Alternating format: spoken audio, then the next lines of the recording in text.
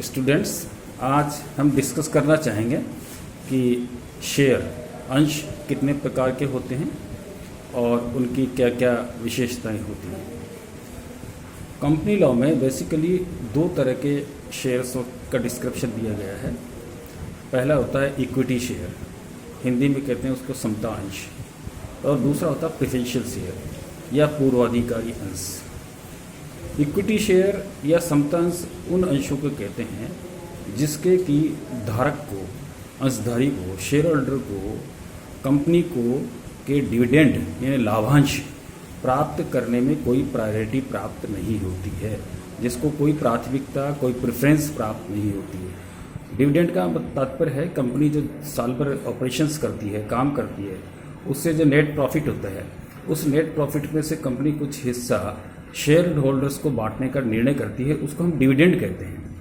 तो डिविडेंड के अंदर किसी तरह की प्रेफरेंस इक्विटी शेयर होल्डर्स को नहीं दी जाती। दूसरा महत्वपूर्ण बात यह है कि इक्विटी शेयर होल्डर्स को अगर कंपनी समाप्त होती है, कंपनी का वाइंडिंग अप होता है, कंपनी का समापन होता है, लिक्विडेशन होता है, तो ऐसी स्थिति में अगर पैसा रिफंड करना हो, पैसा वापस करना हो, तो ऐसी स्थिति में इक्विटी शेयर होल्डर्स को सबसे बाद में पैसा रिफंड किया जाता है। यानी मनी रिफंड के अंदर भी उनकी किसी तरह की प्राथमिकता नहीं होती है। तो इक्विटी शेयर होल्डर्स वास्तव में कंपनी के बिजनेस के अंदर रियल रिस्क प्ले करते हैं, सही जोखिम वही प्ले करते हैं, वही कंपनी में पैसा लगाते हैं और रिपेमेंट के अंदर और डिविडेंड में किसी तरह की उनको प्रेफरेंस प्राप्त नहीं होती है। दूसरी तरफ दूसरा अंश होता है प्रेफरेंशियल शेयर्स, या उनको हिंदी में कहते हैं पूर्वाधिकारी अंश।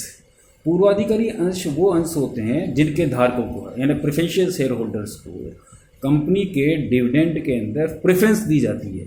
यानी अगर कंपनी को प्रॉफिट हुआ और कंपनी अगर लाभ का बंटवारा करना चाहती है, तो पहले प्रेफरेंशियल शेयर होल्डर्स को डिविडेंड दिया जाएगा, और अगर बाद में डिविडेंड बचा तो ऐसी स्थिति में इक्विटी शेयर होल्डर्स को दिया जाएगा। तो प्रेफरेंशियल शेयर होल्डर्स को प्रायोरिटी डिविडेंड में दी जाती है, और दूसरी प्रायोरिटी उनको अगर कंपनी का वाइंडिंग अप करना पड़ा, कंपनी का समापन करना पड़ा, तो ऐसी स्थिति के अंदर कंपनी को जो रीपेमेंट करना है कैपिटल का, उस रीपेमेंट के अंदर भी प्रेफरेंशियल शेयर होल्डर्स को प्रायोरिटी दी जाती है इक्विटी शेयर होल्डर्स के कंपेरिजन में, उनके तुलना में। तो इसका तात्पर्य ये हुआ कि प्रेफरेंशियल शेयर होल्डर्स को प्रायोरिटी मिलती है, इक्विटी शेयर होल्डर को कोई प्रायोरिटी नहीं होती है। बेसिकली हम ये कह सकते हैं कि equity share holders real sense के अंदर कंपनी को रिस्क कैपिटल प्रोवाइड कराते हैं। रिस्क कैपिटल का मतलब जोखिम पूंजी, यानी ऐसी पूंजी जिसको लगाने वाले को लाभ की कोई गारंटी नहीं होती, प्रॉफिट की कोई गारंटी नहीं होती। वो कंपनी में पैसा तो लगाता है, लेकिन उसको इस बात की गारंटी नहीं होती कि उसको वापस मिलेगा या नहीं मिलेगा, उसको डिविडेंड मिलेगा या नहीं मिलेगा। प्रेफरेंशियल शेयर होल्डर को थोड़ी उससे ज़्यादा प्रायोरिटी मिलती है। अब हम डिस्कस करना चाहेंगे कि कंपनी के प्रेफरेंशियल शेयर होल्डर्स के प्रेफरेंशियल शेयर्स कितने तरह के होते हैं। तो बेसिकली प्रेफरेंशियल शेयर होल्डर 8 तरह के होते हैं उसमें, जबकि इक्विटी शेयर होल्डर तो इक्विटी शेयर तो एक ही तरह के होते हैं। प्रेफरेंशियल शेयर होल्डर्स में जैसे संचयी पूर्वाधिकारी अंश या cumulative preference share, non cumulative preference share या असंचयी पूर्वाधिकारी अंश। असंचयी पूर्वाधिकारी अंश और संचय पूर्वाधिकारी अंश मंत्र ये संचय के अंदर जो भी लाभ होता है, अगर वो शेयर होल्डर्स को नहीं दिया जाता है तो वो एक्यूमुलेट होता जाता है, वो इकट्ठा होता जाता है और बाद में एक साथ उनको दे दिया जाता है। और नॉन क्यूमुलेटिव का मतलब वो इकट्ठा नहीं होता है, वो एक्यूमुलेट नहीं होता है। तीसरा है पार्टिसिपेटिव प्रेफरेंस शेयर और non participative preference share.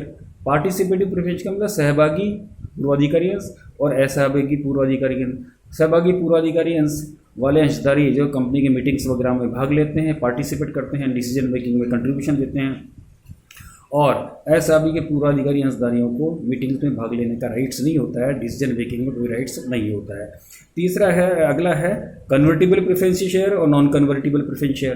Convertible का मतलब परिवर्तनीय पूर्वाधिकारी अंश और अपरिवर्तनीय पूर्वाधिकारी अंश। परिवर्तनीय पूर्वाधिकारी अंश वो होते हैं जिनको एक निश्चित समय के बाद इक्विटी शेयर में कन्वर्ट का ऑप्शन दिया जाता है, और वो प्रेफरेंस शेयर बाद में इक्विटी शेयर्स में कन्वर्ट कर सकती है कंपनी। और नॉन कन्वर्टिबल का मतलब होता है कि कंपनी उनको बाद में किसी भी तरह से इक्विटी शेयर्स में कन्वर्ट नहीं कर सकती है।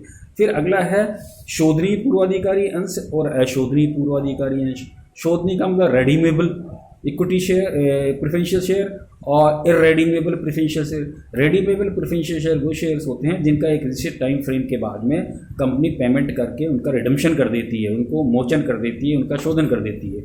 जबकि इरेडीमेबल जो प्रेफरेंशियल शेयर्स होते हैं जिनका कि कंपनी जो है रिडम्पशन नहीं करती है, उनका पेमेंट नहीं करती है, वो हमेशा कंपनी में बने रहते हैं। तो basically equity share holder preferential share में अंतर ये है कि इक्विटी शेयर होल्डर्स वास्तव में कंपनी को एक रिस्क कैपिटल जोखिम वाली पूंजी मुहैया कराते हैं, अरेंज करवाते हैं, जबकि प्रेफरेंशियल शेयर होल्डर्स को इक्विटी शेयर होल्डर्स के कंपेरिजन में कई तरह की प्रेफरेंसेस दी जाती है।